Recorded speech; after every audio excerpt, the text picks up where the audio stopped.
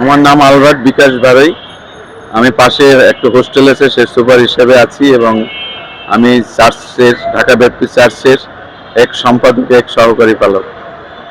দিন আমাদের প্রভু যীশু খ্রিস্টের জন্মদিন এবং তিনি পৃথিবীতে এসেছিলেন পৃথিবীর শান্তির জন্য, এবং সেই শান্তির জন্য আমরা প্রার্থনা করছি।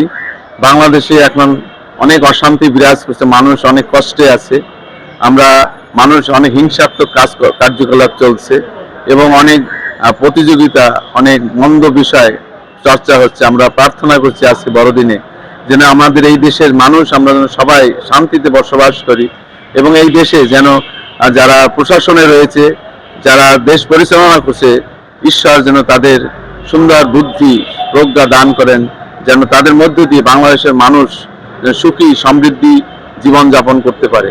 সেই প্রার্থনা আজকে আমাদের বড়দিনে। হ্যাঁ, আমাদের বর্তমান সরকার আমাদের যথেষ্ট নিরাপত্তা দিচ্ছেন। দুইটি টিমে অংশগ্রহণ করেছেন গতকাল এবং আজকে অনেক পুলিশ এসেছেন এবং আমি সরকারকে ধন্যবাদ জানাই চার্চের পক্ষ থেকে যে আমাদের প্রতি তাদের অকুণ্ঠ ভালোবাসা আমরা মনে রাখবো।